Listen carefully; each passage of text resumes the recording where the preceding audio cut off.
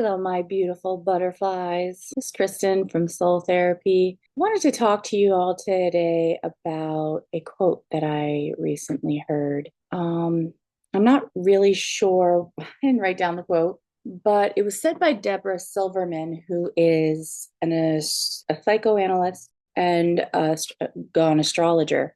She was talking about, really connecting with your heart and who you are in your soul. So, whereas your body walks around in a third dimensional space, interacting with the senses, the five senses that you have, the spirit has many other senses and is connected to a completely different dimension.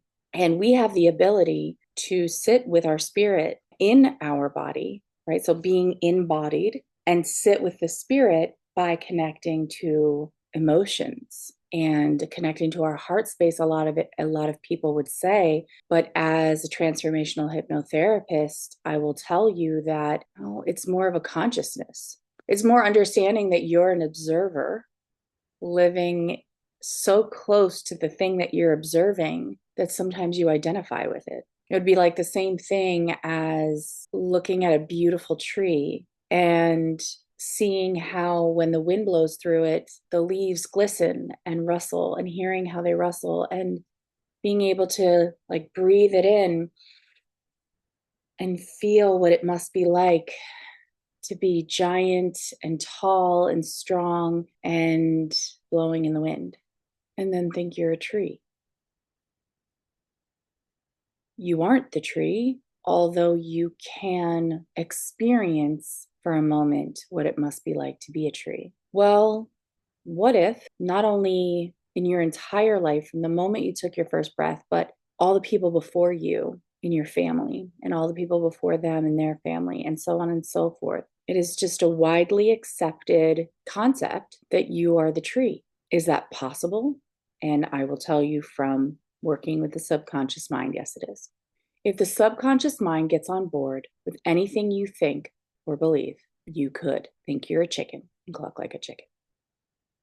A lot of people are afraid to work with hypnotherapists because of this clicking, chucking, chicken clucking thing, right? Oh, what if you make me do something that I don't want to do? Or what if you get some information out of me that I don't want to give? And that is the biggest misconception, because that is not how it works. I'm not saying that that is not possible, but why would a hypnotherapist have any desire to make you do something that you don't want to do? You're there because you want something, and it is in our best interest to make sure that you receive it, except you're not in control of that. You are. So if you've ever been to like a stage hypnotist show and you've seen the people on stage do things that are ridiculous, it's because when they volunteered or got picked to go up on stage, they subconsciously agreed because they know that something like that is going to happen and they just allow it. Similarly, if I wanted to help someone do something that would be good for them, but they don't want, I'm not going to be able to make that change, because as the hypnotherapist, I'm only a guide or a facilitator. I'm not a magic person waving a wand. You are. You are magic. You have the power and the capability of changing anything you want and everything you want if you believe it to be so.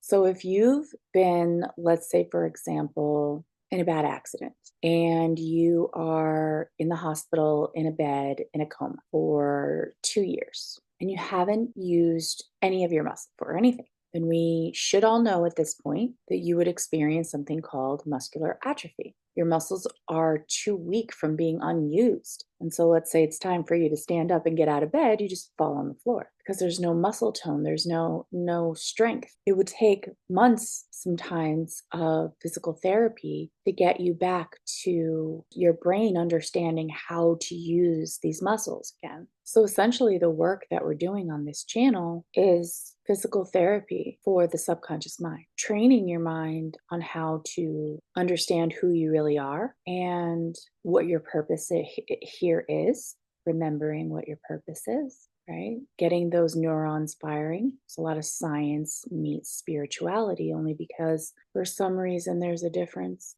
Or is there? The science is spiritual.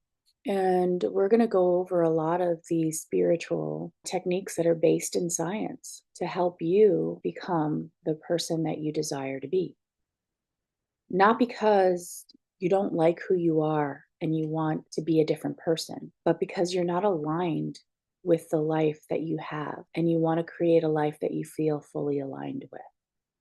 And I want you to join me in the weeks to come as we go through the exercises and the techniques and the logical explanations, sometimes illogical, delusionary explanations as to how to do it, why it works, what struggles you're going to come across, what you should do during those struggles.